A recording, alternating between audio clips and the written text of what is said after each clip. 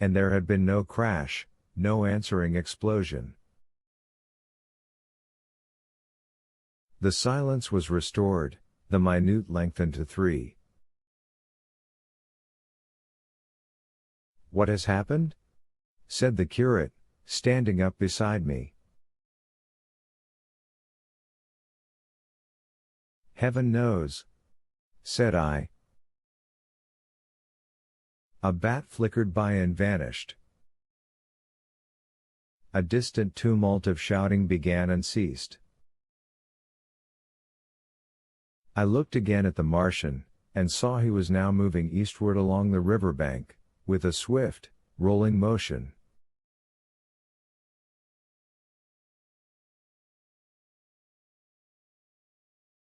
Every moment I expected the fire of some hidden battery to spring upon him, but the evening calm was unbroken.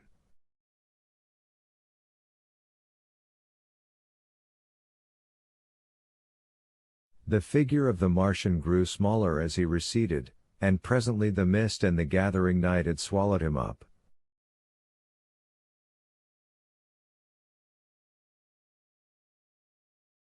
By a common impulse we clambered higher. Towards Sunbury was a dark appearance, as though a conical hill had suddenly come into being there, hiding our view of the farther country, and then, remoter across the river, over Walton, we saw another such summit.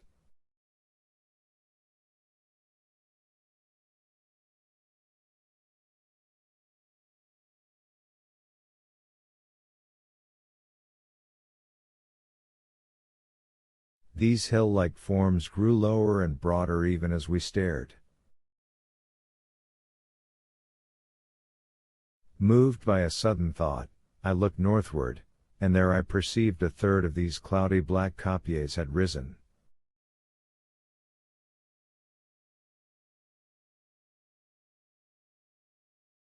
Everything had suddenly become very still. Far away to the southeast, marking the quiet, we heard the Martians hooting to one another, and then the air quivered again with the distant thud of their guns.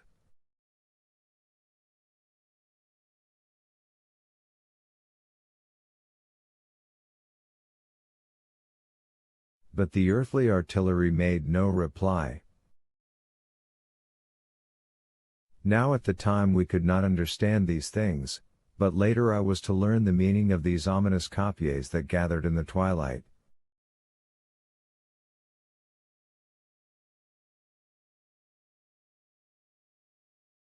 Each of the Martians, standing in the great crescent I have described, had discharged, by means of the gun-like tube he carried, a huge canister over whatever hill, copse, cluster of houses, or other possible cover for guns, chanced to be in front of him.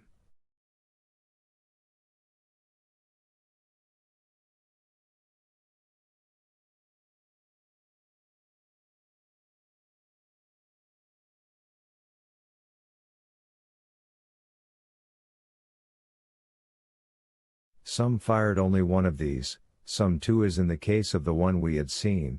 The one at Ripley is said to have discharged no fewer than 5 at that time.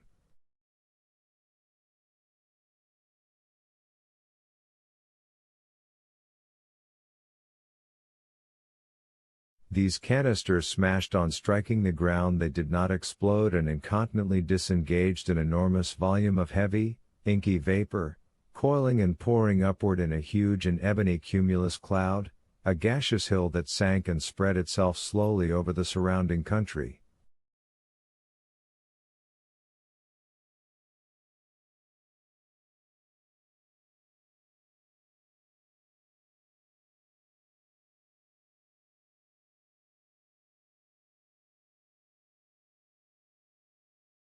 And the touch of that vapor, the inhaling of its pungent wisps, was death to all that breathes.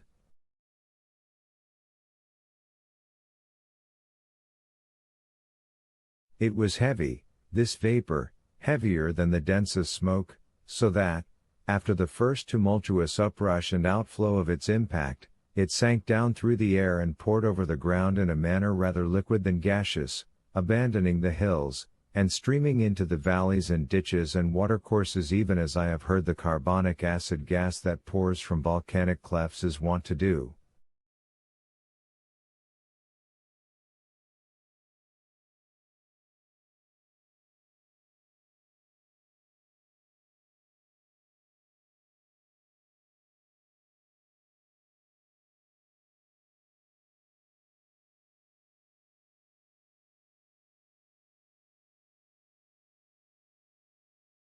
And where it came upon water some chemical action occurred, and the surface would be instantly covered with a powdery scum that sank slowly and made way for more.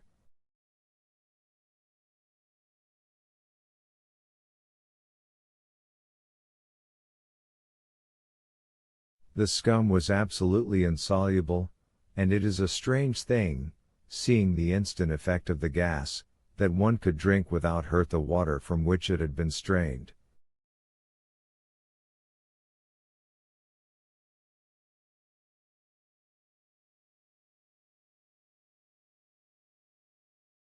The vapor did not diffuse as a true gas would do.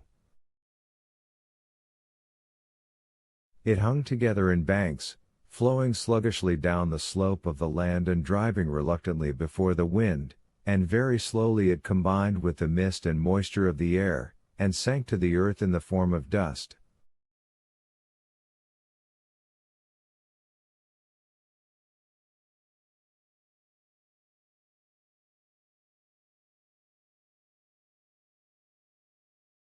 Save that an unknown element giving a group of 4 lines in the blue of the spectrum is concerned, we are still entirely ignorant of the nature of this substance.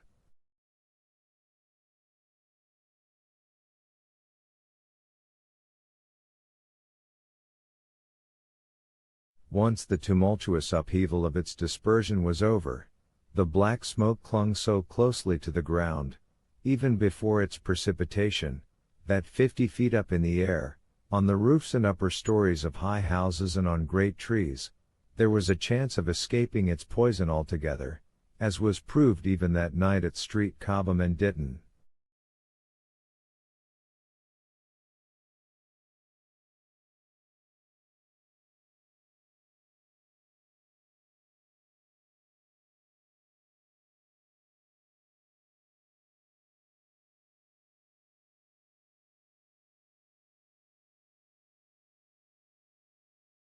The man who escaped at the former place tells a wonderful story of the strangeness of its coiling flow, and how he looked down from the church spire and saw the houses of the village rising like ghosts out of its inky nothingness.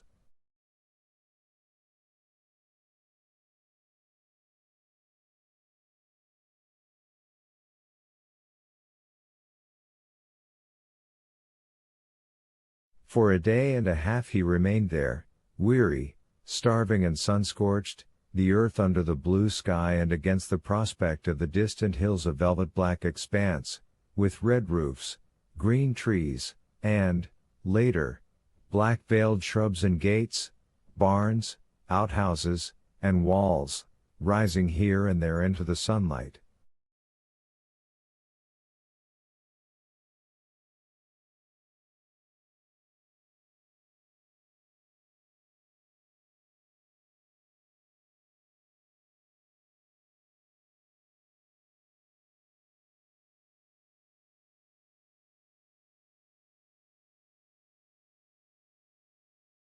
But that was at Street Cobham, where the black vapor was allowed to remain until it sank of its own accord into the ground.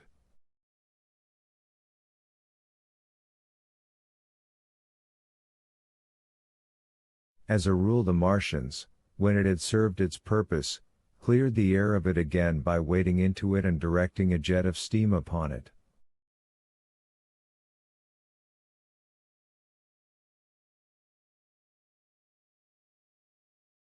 This they did with the vapor banks near us, as we saw in the starlight from the window of a deserted house at Upper Halliford, whither we had returned.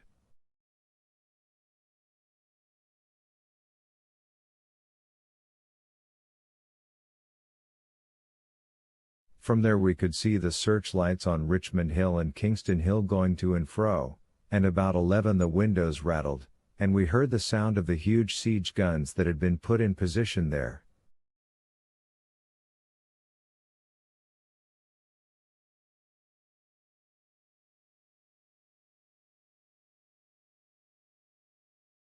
These continued intermittently for the space of a quarter of an hour, sending chance shots at the invisible Martians at Hampton and Ditton, and then the pale beams of the electric light vanished, and were replaced by a bright red glow.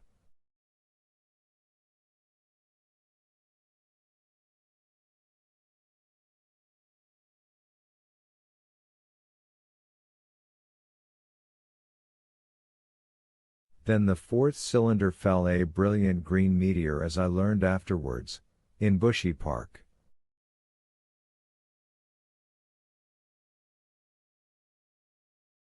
Before the guns on the Richmond and Kingston line of hills began, there was a fitful cannonade far away in the southwest, due, I believe, to guns being fired haphazard before the black vapor could overwhelm the gunners.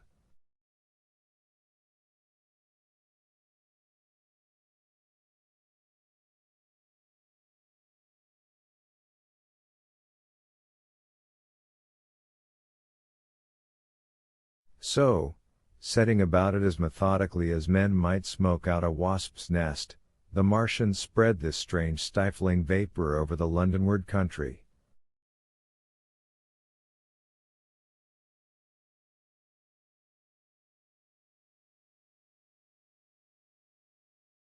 The horns of the crescent slowly moved apart, until at last they formed a line from Hanwell to Coombe and Malden.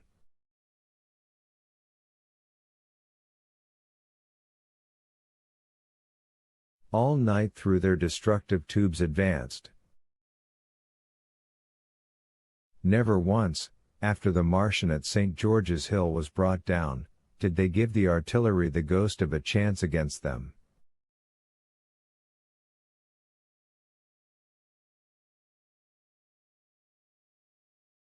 Wherever there was a possibility of guns being laid for them unseen, a fresh canister of the black vapor was discharged, and where the guns were openly displayed the heat ray was brought to bear.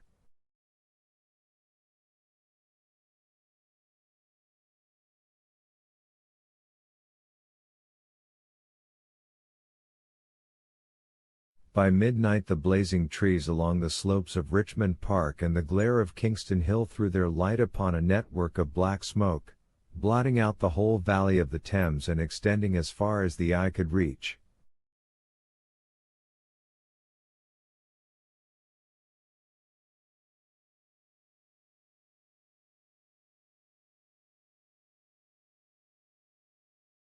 And through this 2 Martians slowly waded, and turned their hissing steam jets this way and that.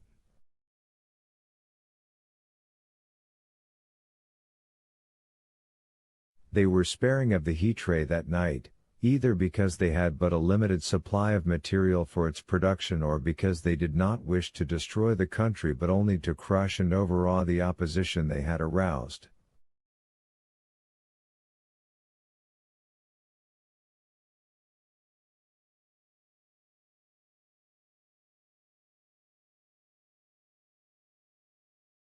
In the latter aim they certainly succeeded. Sunday night was the end of the organized opposition to their movements. After that no body of men would stand against them, so hopeless was the enterprise.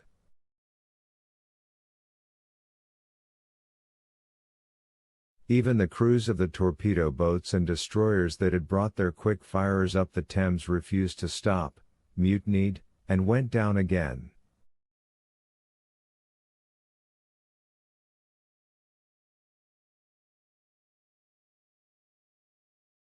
The only offensive operation men ventured upon after that night was the preparation of mines and pitfalls, and even in that their energies were frantic and spasmodic.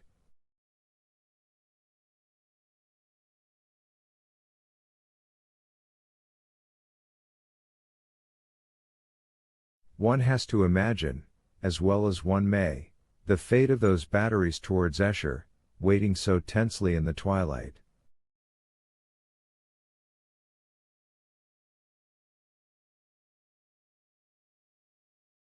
Survivors there were none. One may picture the orderly expectation, the officers alert and watchful, the gunners ready, the ammunition piled to hand, the limber gunners with their horses and wagons, the groups of civilian spectators standing as near as they were permitted, the evening stillness, the ambulances and hospital tents with the burned and wounded from Weybridge, then the dull resonance of the shots the Martians fired, and the clumsy projectile whirling over the trees and houses and smashing amid the neighboring fields.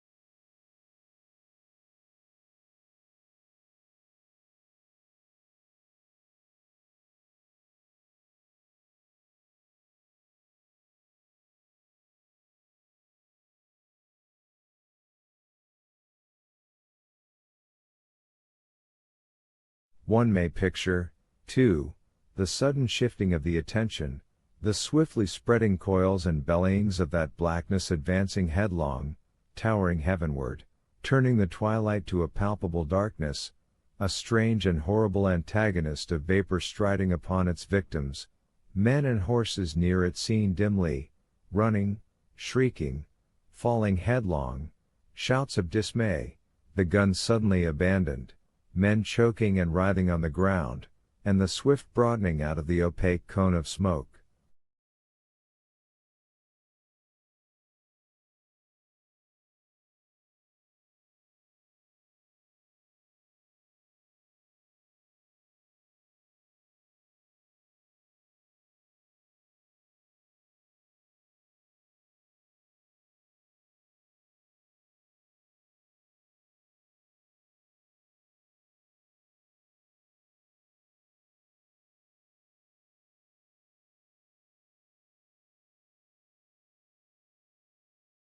And then night and extinction, nothing but a silent mass of impenetrable vapor hiding its dead.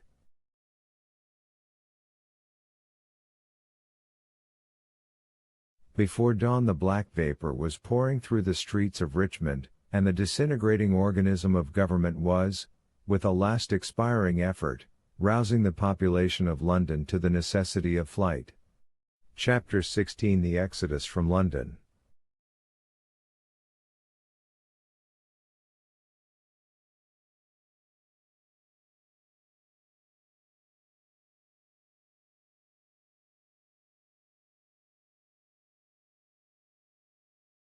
So you understand the roaring wave of fear that swept through the greatest city in the world just as Monday was dawning, the stream of flight rising swiftly to a torrent, lashing in a foaming tumult round the railway stations, banked up into a horrible struggle about the shipping in the Thames, and hurrying by every available channel northward and eastward.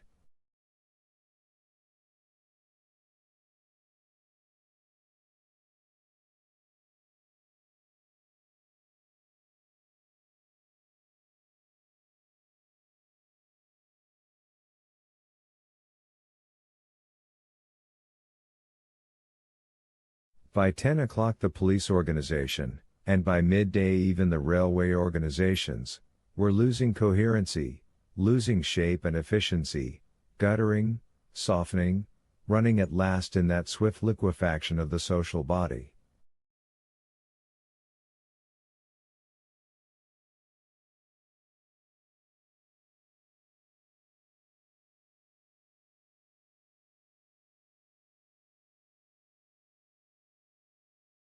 All the railway lines north of the Thames and the southeastern people at Cannon Street had been warned by midnight on Sunday, and trains were being filled.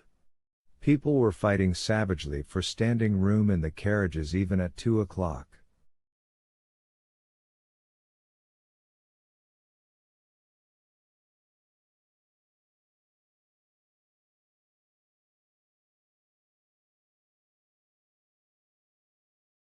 By 3, people were being trampled and crushed even in Bishopsgate Street, a couple of 100 yards or more from Liverpool Street Station. Revolvers were fired, people stabbed, and the policemen who had been sent to direct the traffic, exhausted and infuriated, were breaking the heads of the people they were called out to protect.